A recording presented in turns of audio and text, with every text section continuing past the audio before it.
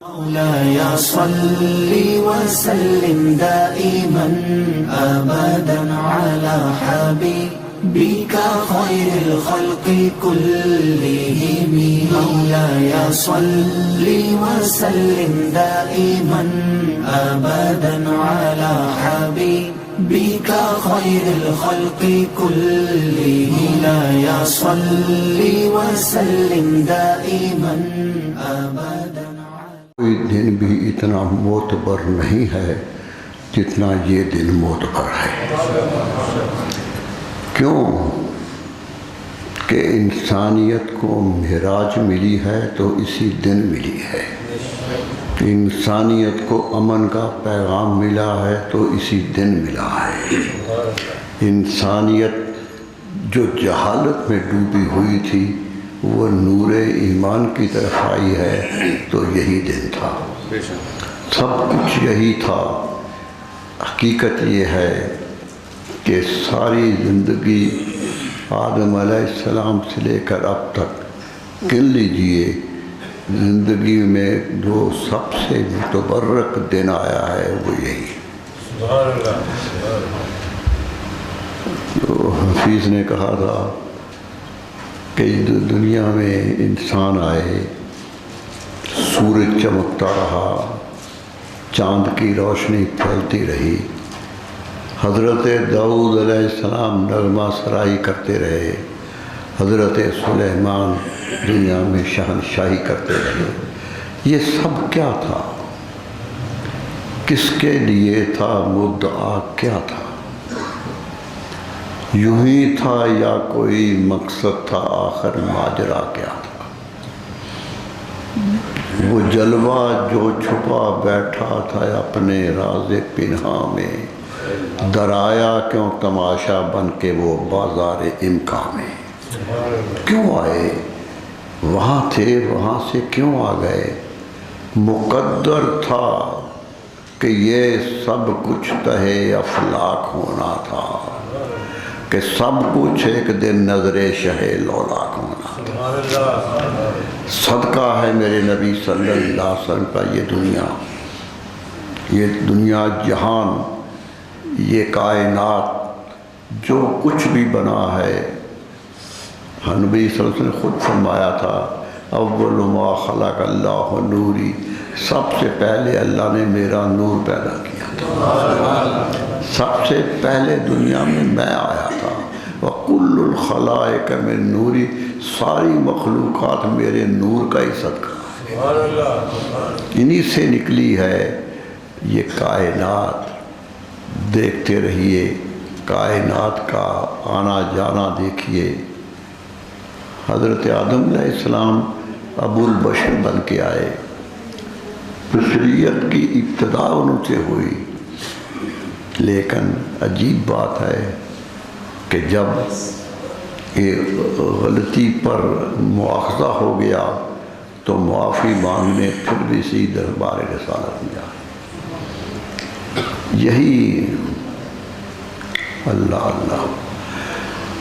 آدم علیہ السلام کی توبہ قبول اسی نام کے صدقے سے ہوگی.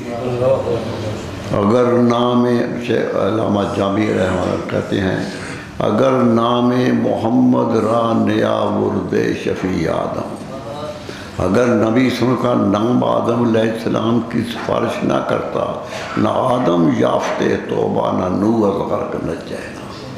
نہ آدم علیہ السلام کی توبہ قبول ہوتی، نہ نوح علیہ السلام طوفان سے بچتے، نہ ایوب از غم رحمت.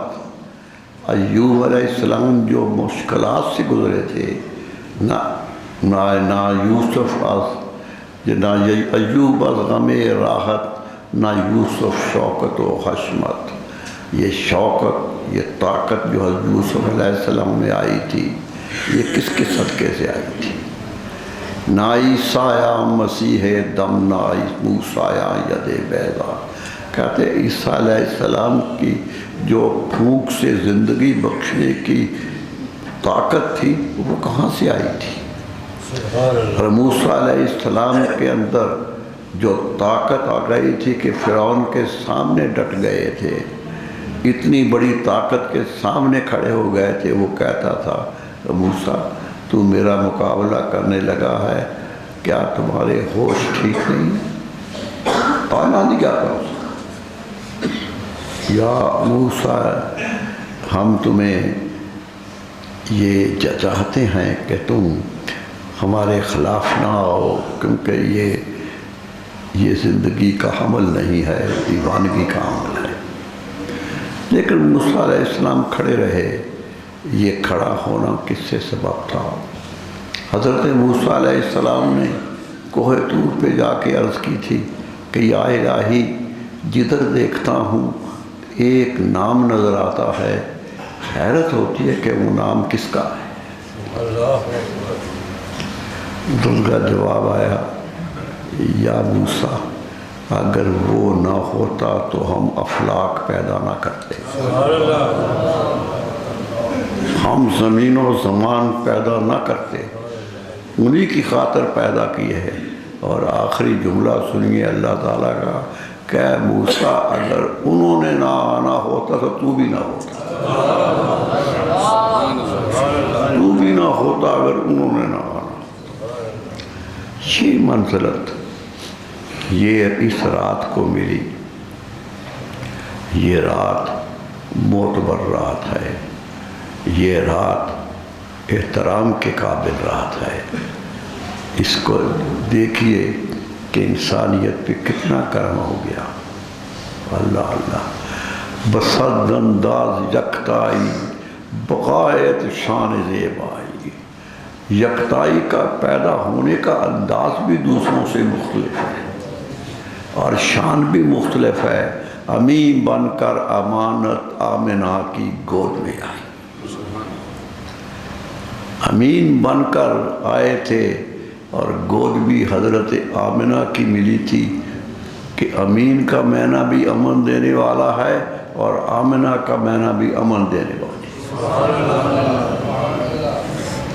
اتنا بڑا رسول آیا کہ خود امین بن کے آیا. جب حجر اسود پہ جھگڑا ہوا تو آپ جانتے ہیں کعبہ نیا تعمیر کیا تھا, مکے والوں نے بڑا مل جول کے محنت کی تھی. کعبہ بن گیا, حجر اسود لگانا تھا, جھگڑا ہو گیا کون لگائے, کیونکہ سمجھتے تھے یہ شان ہماری ہے. ہر قبیلہ یہ سمجھتا تھا. بہت بڑا جنگ ہونے کا خطرہ تھا, تلواریں نکل آئی. وہ حرم جو امن کی جگہ تھا وہاں تلواریں نکل آئی, ایک دوسرے کو مارنے کو تیار ہو گئے. ایک بوڑھے شخص نے کہا, ابو ولید اس کا نام ہے, کہ کیوں لڑتے ہو, کوئی صلح سے فیصلہ کرا دو, کوئی فیصلہ کرا لو. کہتے تم ہی بتاؤ کیا فیصلہ کرا. کہتے یہ دروازہ ہے حرم کا جسے باب شیبہ کہتے ہیں. آج بھی حاجی جائے تو صفا سے مروہ کی طرف آئے تو درمیان کا دروازہ باب شیبہ ہے. باب شیبہ حضرت عبدالمطلب کے نام پہ رکھا گیا تھا کہ ان کو شیبہ کہتے تھے. یہ دروازہ ہے, یہاں بیٹھ جاؤ, اندر اندھیرے میں بیٹھ جاؤ, جو صبح اس دروازے سے پہلے آئے اس سے فیصلہ کرا لیں. سارے مان گئے کہ بات تو اچھی ہے, صلح ہو جائے گی, جنگ نہیں رہے گی. بیٹھ گئے چھپ کے کہ کون آتا ہے.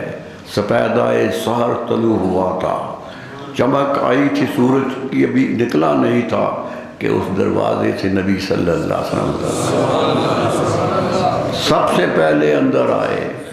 بتا دیا کہ مکہ والو تمہارے امن کی ضمانت میں ہوں, تمہیں جو سکون ملے گا وہ میری وجہ سے ملے گا. آئے, سب نے دیکھا کہ رسول اللہ صلی اللہ علیہ وسلم آ گیا. ابھی دعویٰ نبوت نہیں کیا, 35 سال کی عمر ہے, 5 سال بعد دعویٰ نبوت کیا. نکلے تو وہ سارے سردار جو گات لگائی بیٹھے تھے کہ کون آتا ہے, ایک دم اٹھے اور پکار اٹھے, جا الامین و رضینا ھذا محمد صلی اللہ علیہ وسلم. یہ امین آ گیا ہے, یہ امن دہندہ آ گیا ہے, امن دینے والا آ گیا ہے, ہم اس پہ راضی ہیں. یہ تو محمد صلی اللہ علیہ وسلم. سب نے کہا یہ مسئلہ ہے, آپ نے کس خوشخبری ساتھ کیا, تاریخ گواہ ہے کس طرح مسئلہ حل کیا. خود اپنے ہاتھ سے پتھر اٹھایا اور اپنے ہاتھ سے ہی حجر اسود جہاں جگہ ہے وہاں رکھا۔ میں کبھی کبھی سوچتا ہوں کہ اسلام آنے والا ہے، حجر اسود کی قدر و قیمت بڑھے گی۔ قدرت نے کہا کہ لوگ مسلمان چومنے آئیں گے، اس سے پیار کریں گے، تو کیوں کسی کا غیر کا ہاتھ لگے؟ اس پر ہاتھ ہی رسول اللہ صلی اللہ علیہ وسلم، انہی کے ہاتھ سے نسب ہوا۔ یہ کتنی بڑی برکت کی بات تھی، کتنی کہ رسول اللہ صلی اللہ علیہ وسلم نے خود سامنے ہو کے چوما، استعلام بھی کیا۔ اللہ اللہ۔ حضرت عمر رضی اللہ عنہ، روایت کئی دفعہ میں نے پڑھی، حضرت عمر فاروق طواف کرنے آئے، خلیفہ وقت میں، طاقت ہے بڑی، طواف کرنے آئے، جب حجر اسود کے سامنے آئے تو کھڑے ہو گئے۔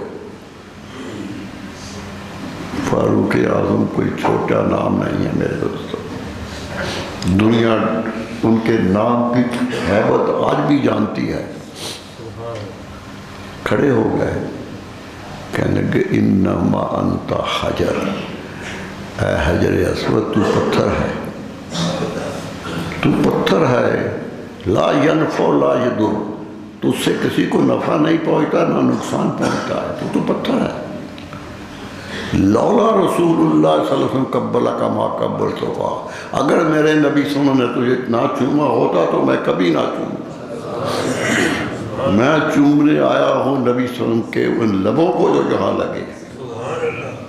میں نے پہلے بھی ایک دفعہ بیان کیا تھا، میں سعودی عرب میں تھا تو ایک پروفیسر تھے عرب میرے ساتھ تھے، تو حجر اسود پہ آئے، ہم ٹھہر کے سلام کیا، آگے گئے تو کہنے لگا یار بات بڑی عجیب لگتی ہے، یہ پاکستانی بھی عجیب ہیں، حجر اسود پہ آ کے ایک دوسرے کو دھکا دینے لگتے ہیں کہ چومنا ضرور ہے۔ میں نے کہا نہیں، زندگی میں شاید ایک ہی موقع ملے گا، وہ آئیں گے نہیں آئیں گے تو وہ سعادت حاصل کرنا چاہتے، کہتا چلو مان لیا کہ وہ چوم لے۔ جب چومتے ہیں تو 3 4 مرتبہ چومتے ہیں، حجر اسود کے اندر سر لے جا کر نکالتے ہی نہیں ہیں، دھکے دے کے باہر نکالنا پڑتا۔ میں نے کہا پاکستانیوں کی عادت کو تم سمجھے نہیں، یہ پتھر چومنے آیا تھا تو کنارے سے چوم کے چلے جاتے، یہ تو رسول اللہ کے لب چومنے آئے، انہیں خبر نہیں ہے لب کہاں لگے تھے، اس لیے کبھی ادھر چومتے ہیں کبھی ادھر چومتے ہیں، وہ تو تلاش لب میں چوم رہے ہیں۔ ان کی تو حکمت یہ ہے، یہ ایمان نہیں رکھتے کہ پتھر چومنا آئے، وہ رسول اللہ کے چومنے کی جگہ کو چومنا چاہتے۔ میرے دوستو کتنا بڑا مقام ملا، پتھر پہ ہاتھ رکھ دیا تو چومنے کی جگہ بن گیا۔ جس شہر میں آ گئے وہ شہر ان سے برگزیدہ ہو گیا۔ مدینہ کیا تھا؟ یثرب کہلاتا تھا نا، یثرب کا معنی بیماریوں کا گھر، لفظی معنی یہ۔ اس شہر میں بیماری اتنی پھیلتی تھی کہ کئی مہینے بیماری چلتی تھی، وبا سے چلتی تھی۔ نبی صلی اللہ علیہ وسلم تشریف لائے تو صحابہ بھی بیمار ہو گئے۔ حضرت ابو بکر صدیق سین مسجد میں لیٹے ہوئے ہیں اور مکہ کے فراق میں شعر پڑھ رہے ہیں کہ یا اللہ مکہ کیوں چھڑا دیا، آگے بیمار ہو گئے۔ حضرت ابو ہریرہ تو چیخ رہے ہیں، سارے یہی کیفیت تھی چیخنے کی۔ نبی صلی اللہ علیہ وسلم نے دیکھا کہ میرے صحابہ پریشان ہو گئے ہیں، کھڑے ہو گئے صحابہ کے سامنے، فرمایا صحابہ سنو، میں اپنے رب سے دریافت کر رہا ہوں کہ میرے پروردگار، کعبے کو حرم تو نے ابراہیم خلیل اللہ کی وجہ سے بنایا تھا، حضرت ابراہیم کے نام سے کعبہ ہے، میں حرم مدینے کو بنا رہا ہوں، میں تیرا حبیب ہوتے ہوئے مدینے کو حرم بنا رہا ہوں، یا اللہ اس کی بیماریاں لے جا، اس کو شفا دے دے، بیمار بھی آئے تو شفا پا کے جائیں، بیمار ہو کے نہ جائیں۔ کیا سچ نہیں؟ چیختے لوگ آتے ہیں، پکارتے لوگ آتے ہیں، در رسالت پہ کھڑے ہوتے ہیں تو زندگی کا سارا غم بھول جاتے ہیں، سارا غم بھول جاتے ہیں۔ یہی شرف ملا تھا، یہ دن ہے جب وہ شرف والا تشریف لایا تھا۔ جس کو بھی ہاتھ لگایا وہی بڑا بن گیا۔ مسلمان کو کہا یہ میرے ہیں، صحابہ کو کہا یہ میرے ہیں، اہل بیت سے کہا یہ میرے ہیں۔ جس کو بھی کہہ دیا میرا ہے وہی بڑا ہے، وہی بڑا ہے۔ ہم تو غلط فہمیوں میں لڑتے رہتے ہیں کہ بڑا کون ہے۔ میرے دوستو یاد رکھیے، بڑا ہم نہیں بناتے، ہمارے پاس طاقت بڑا بنانے کی نہیں ہے۔ بڑا وہی ہے جسے میرے نبی صلی اللہ علیہ وسلم نے بڑا بنا دیا، جسے رسول اللہ صلی اللہ علیہ وسلم نے کہا دیا یہ بڑا ہے، امام ہے، وہی بڑا ہے، کائنات نے مانا۔ شیخ عبدالقادر جیلانی پیران پیر لکھتے ہیں یہ شرف حضرت ابو بکر صدیق کو رسول اللہ نے دیا تھا۔ کہتے کوئی شخص جو حضرت ابو بکر کی عظمت کا قائل نہیں ہے میں اسے سنی نہیں سمجھتا۔ باقی کہا کہ رافضی ہے، داتا صاحب سے پوچھ لیجیے کیا کہتے ہیں۔ ارے عظمت ملی ہے جس کو دے دی ہے، جس کو عظمت دے دی ہے، پتھر کو دے دی ہے تو وہ متبرک ہو گیا ہے، جگہ کو دے دی ہے تو متبرک ہو گیا۔ نمازیں یہی پڑھو، مدینہ میں پڑھو تو ثواب زیادہ ہے یا نہیں؟ کیوں زیادہ ہے؟ کہ رسول اللہ صلی اللہ علیہ وسلم کے قدم لگے تھے۔ مکے کو کیوں زیادہ ہے؟ کہ رسول اللہ صلی اللہ علیہ وسلم کے قدم لگے۔ ارے بیت المقدس کو کیوں زیادہ ہے؟ کہ معراج کی شب وہاں ٹھہر کے گئے تھے۔ 3 جگہ آپ زندگی میں رہے ہیں، مکہ میں، مدینہ میں اور بیت المقدس میں، تینوں کی نماز کی فضیلت۔ پھر فضیلت کس کی ہوئی؟ جگہ کی ہوئی کہ جگہ پہ قدم رکھنے والے کی ہوئی۔ قدم ان کا مبارک، زندگی کا سب سے بڑا حسن۔ ایک صحابی رسول اللہ صلی اللہ علیہ وسلم کے پاس آئے، ضعیف تھے، کہنے یا رسول اللہ ہر وقت مسجد میں آ کے نماز پڑھی نہیں جاتی، تکلیف ہوتی ہے۔ آپ نے کہا پھر کیا چاہتے ہو؟ کہنے لگا حضور میرے گھر آئیے۔ سبحان اللہ۔ آپ کہتے میں آ جاؤں گا۔ رحیم و کریم نبی تھے، گھر چلے گئے۔ گھر گیا تو ایک جگہ بنائی ہوئی تھی، کہا یا رسول اللہ یہاں کھڑے ہو کے 2 نفل پڑھتی تھی۔ سبحان اللہ، سبحان اللہ۔ آپ مسکرا پڑے، کیوں نفل پڑھاتا ہے؟ کہا یہ آپ کے قدم لگ جائیں گے، سجدے میں آ جائیں گے تو میں مسجد نبوی میں نہ بھی جاؤں گا تو یہاں سجدہ کر لوں گا، میں اس قدم پہ سجدہ کر لوں گا۔ اللہ اللہ، کتنا بڑا نا۔ حضرت عبداللہ بن عمر، حضرت عمر بن صاحبزادے مکے گئے مدینہ سے، کچھ ساتھی ساتھ تھے۔ جب چلنے لگے تو انہوں نے کہا تم جاؤ میں بعد میں آ جاؤں گا، جو سمجھے وہ کام ہوگا، چھوڑ کے چلے جاؤ۔ 3 سال کے بعد آئے۔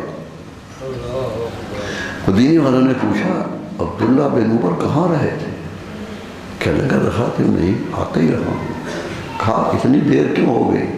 کہا مجھے پتا تھا کہ نبی صلی اللہ علیہ وسلم مکے سے مدینے کس راستے پہ گئے تھے، میں اس راستے سے ہو کے آیا ہوں اور ہر قدم پہ سجدہ کرتا ہوں کہ میرے نبی کا قدم لگا۔ اللہ اکبر، کتنی شان، کتنا مقدر، یہی لوگ بڑے ہوتے ہیں۔ ہمیں پچھلے دنوں بات سنی، بڑی اچھی لگی کہ عبد الملک بن مروان جو خلیفہ وقت ہے، طاقت ہے اس کے بعد، وہ طواف کرنے آیا، طواف کر رہا ہے۔ ایک جوان بھی طواف کر رہا ہے، اس کو بار بار دیکھتا ہے کہ یہ جوان کیسا ہے، شکل اس کی اچھی لگتی ہے، وقار اچھا لگتا ہے، چمک ہے چہرے پر۔ 2-3 چکر لگائے تو کسی سے پوچھا یہ جوان کون ہے؟ انہوں نے کہا سالم نام ہے اس کا، عبداللہ بن عمر کے بیٹے ہیں، حضرت فاروق اعظم کے پوتے۔ ایک دم مچل گیا دل، پھر یہ آیا، کندھے پہ ہاتھ رکھ دیا، کہا بیٹا تیرے دادا کی بڑی قدر ہے، تیرا دادا بہت بڑا دادا تھا،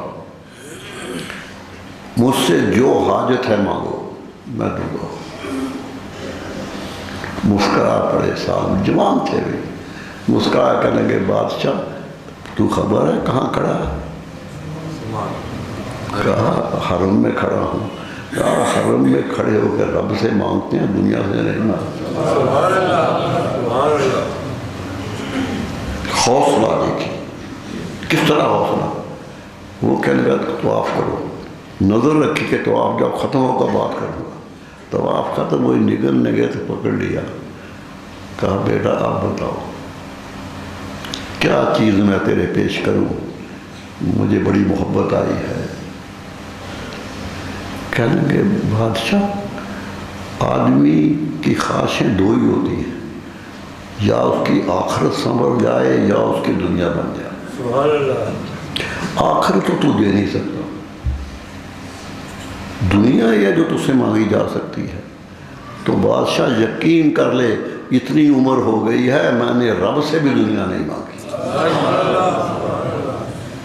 میں نے اپنے رب سے بھی دنیا نہیں مانگی، آخرت ہی مانگی، تو تجھ سے کیسے مانگی؟ یہ تھے تربیت یافتہ نبی صلی اللہ علیہ وسلم۔ یہ لوگ تھے جو عظمت کا شاہکار تھے، جو عظمت ہی عظمت تھے، جو دنیا کے لیے رہنما ہی رہنما تھے۔ میرے دوستو ان کے حالات پڑھتے رہیے، دیکھتے رہیے کہ ایک ایک صحابی کتنا قیمتی ہے، کتنی شان ہے، اور پھر سوچئے کہ وہ کون سا وجود ہوگا جس نے جس پہ ہاتھ رکھا صحابی بنا، ایک کو نہیں بنایا، خدمت زیادہ کرنے والے کو نہیں بنایا، ہاتھ رکھ دیا، فما صحابی کا نجوم، لوگوں میرا ہر صحابی ستارہ ہے، ہر صحابی ستارہ ہے، ایہم اقتدیتم اہتدیتم، جس کے چاہے پیچھے لگ جاؤ کامیاب ہو جاؤ۔ یہ سب ہدایت کے ستارے ہیں، یہ مجھ سے فیض یافتہ ہے، جس کے پیچھے لگنا ہے لگ جاؤ۔ اس لیے علماء کہتے ہیں کسی صحابی سے پیار کرنے کی ممانعت نہیں ہے، کوئی حضرت بلال سے پیار کرتا تو کرے، حضرت سلمان فارسی سے کرتا ہے تو کرے، لیکن افضل کون ہے، فضیلت کس کی ہے، یہ رسول اللہ سے پوچھ، یہ ان سے پوچھ لے کہ یا رسول اللہ آپ کے نزدیک بڑا کون ہے، بڑا جو بڑا ہے جسے بنا دیا ہے۔ میرے دوستو رسول اللہ صلی اللہ علیہ وسلم پر یقین رکھیے، ان کی باتوں پر اعتماد کیجیے۔ جو بھی صحابی کہتے تھے کہ حدیث پڑھ رہے تھے صحابی، ایک لفظ پہ شک پڑ گیا، یہ لفظ رسول اللہ نے کہا تھا یا نہیں، کتنا احتیاط، سوچنے لگے جب آپ نے یہ کہا تھا کون کون موجود تھا، گنتے گئے فلاں موجود تھا وہ تو فوت ہو گیا، فلاں موجود تھا وہ تو فوت۔ ایک صحابی کا نام آیا کہ وہ زندہ ہے لیکن مصر میں ہے، اونٹنی پہ کجاوا باندھا اور عرب سے چل پائے مصر کی طرف۔ ان کا گھر پوچھا، لوگوں نے بتایا یہ گھر ہے، دروازے پہ کھڑے ہو کے دستک دی، وہ باہر آئے، کہنے لگے ایک سوال کرنے آیا ہوں کہ یہ حدیث پڑھی تھی ذرا پڑھ کے سنا دو، مجھے شک ہو گئی۔ انہوں نے حدیث پڑھ دی، محدثین کہتے ہیں ما خر راحلہ، اپنے کجاوے سے نیچے بھی نہیں اترے سے واپس آئے، ایک حدیث کی خاطر سینکڑوں میلوں کا سفر کیا اور اس کی تصحیح کی۔ ہم تو اپنی مرضی سے جو چاہے کہتے جا رہے ہیں، ان کے نام منسوب کرتے جا رہے ہیں۔ میرے دوستو یہ کہنے سے ڈریے گا کہ وہ پوچھ لیں گے کہ میں نے نہیں کہا تھا تم نے کیسے کہا، پھر کیا ہوگا؟ وہی بڑے ہیں، وہی سب سے برگزیدہ ہیں، انہی کی شان ہے۔ آئے ہیں آج کے دن 12ویں تاریخ، موضوع نہیں ہے جیسے مطلب آج کل پڑھے لکھے طبق کہتے ہیں 9 تاریخ کو پیدا ہوئے تھے۔ شبلی نعمانی نے بھی 9 تاریخ لکھی۔ محمود پاشا فلکی ایک فلکیات کا ماہر ہے، مصر کا، فرانس میں رہتا تھا، اس نے کتاب لکھی ہے۔ اس نے کہا میں نے حساب لگایا ہے، سوموار کا دن 9 کو آتا ہے، 12 کو نہیں، اس لیے پیدائش 9 کی ہے۔ حیرت ہوتی ہے کہ 12 صدیاں مسلمان اپنے رسول سے عشق کرتے رہے، انہیں تاریخ پیدائش بھی پتہ نہیں تھی۔ یہ نہ پیدا ہوتا تو آج ہمیں تاریخ نہ پتا ہو۔ میرے دوستو، سائنسی کیافے اپنی جگہ درست ہیں، لیکن روایت معتبر ہے جو بخاری اور مسلم نے دے دی ہے۔ بڑے بڑے بزرگ حضرت غوث اعظم بھی 12 تاریخ لکھتے ہیں، حضرت محدث دہلوی بھی 12 لکھتے ہیں، اور اعلیٰ حضرت بھی 12 لکھتے ہیں۔ اس لیے ہم 12 کو مناتے ہیں۔ 9 کا جھگڑا صرف یونیورسٹیوں کے اندر رہ گیا ہے، لوگ تو آج بھی جس ملک میں جائیے 12 ہی منا رہے ہیں۔ اس کی قدر کیجئے، اس کا احترام کیجئے۔ 12 ربیع الاول آئے تو دن سے خوشی کا اظہار کیجئے کہ وہ مہینہ آ گیا جس میں نبی صلی اللہ علیہ وسلم تشریف لائے، اور وہ دن آ جائے تو خوشی کی انتہا نہ رہے کہ آج میرے رسول صلی اللہ علیہ وسلم حضرت آمنہ کی گود میں آئے تھے۔ کتنی بڑی ماں تھی، کائنات میں کوئی ایسی ماں ہوگی؟ بڑے بڑی ماؤں نے بچے جنم دیے ہوں گے، لیکن جو ماں رسول اللہ کو جنم دے اس کا مقابلہ نہیں۔ 25 سال کی عمر میں انتقال کر گئی، معلوم ہوتا صرف رسول اللہ کو دینے آئی تھی، عمر ہی بڑی نہیں ہوئی، شادی ہوئی اور شادی کے 1 سال کے اندر ہی انتقال ہو گیا۔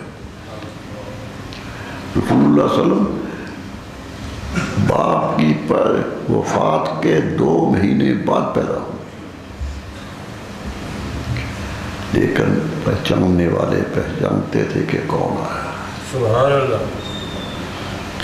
حضرت آمنہ نے جب وفات پائی ہے ابوا کے مقام پر، مدینہ سے مکہ آ رہے تھی، راستے میں انتقال ہو گیا۔ ام ایمن لونڈی ساتھ تھی اور کوئی ساتھ نہیں تھا۔ ام ایمن کو کہا یہ میرا بیٹا لے جانا اور اس کے دادا کو دے دینا، یاد رکھنا یہ میرا بیٹا کائنات کا امام ہے۔ ماں کو یقین ہے کہ یہ کون ہے۔ حضرت عبد المطلب بار بار کہتے تھے، ابو جال نے روکا، تخت پہ چڑھنے پہ تو ہاتھ پکڑ لیا کہ ابو الحکم اسے کہیں چڑھنے سے نہ روکو، یہ تخت اسی کے ہیں، ہم تو امانت کے طور پہ بیٹھے۔ کیا شان تھی، پہچان تھی۔ خوش قسمت ہیں وہ لوگ جو پہچان گئے، خوش قسمت ہیں وہ لوگ جنہیں پہچان آ گئی۔ حضرت خدیجہ زوجہ محترمہ ہیں، حضور صلی اللہ علیہ وسلم غار سے آ کے کہتے ہیں کہ مجھے کپ کپی طاری ہے، کوئی فرشتہ ہے جو میرے پیچھے لگا ہوا ہے۔ کہنے لگی زملونی یا خدیجہ، خدیجہ مجھ پہ گرم چادر دے دو، میرا جسم کانپ رہا ہے۔ کہا کون تھا وہ؟ کہا ایسا ہی تھا۔ کہا اب بھی نظر آتا؟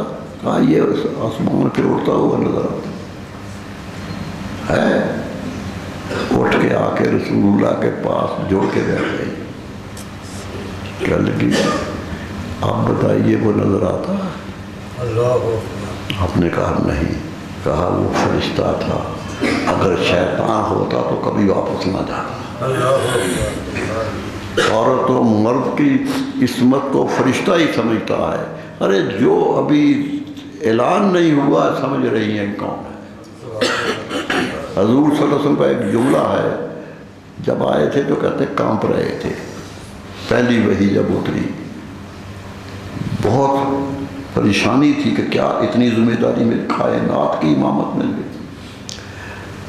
حضرت خدیجہ نے کہا کہ کیا ہو گیا. ایک جملہ کہا کہ خدیجہ مجھے ڈر ہے میں ضائع ہو جاؤں گا. ڈر ہے کہ میں دنیا سے ضائع نہ ہو جاؤں. اتنی بڑی ذمہ داری مل گئی. حضرت خدیجہ نے کندھے پہ ہاتھ رکھا اور فرمایا لن یضیعک اللہ ابدا. حضور یاد رکھیے اللہ کبھی آپ کو ضائع نہیں ہونے دے گا. یہ ضائع ہونا تو کسی اور کی مقدر ہے، آپ کا مقدر تو نہیں ہے. آپ دنیا میں بہتری دینے کے لیے آئے ہیں اور بہتر وجود کو اللہ ضائع نہیں کرتا. اللہ تعالیٰ سے دعا ہے کہ اللہ ہمیں ان کے نقش قدم پر چلنے کی توفیق عطا. آج کا دن درود و سلام پڑھنے کا دن ہے. جتنا درود پڑھ سکیے پڑھیے گا. تنہائیوں میں بیٹھیے گا درود پڑھیے گا. درود ہی وظیفہ ہے، درود ہی مصیبتوں کا ازالہ ہے اور درود ہی محبت کی علامت ہے.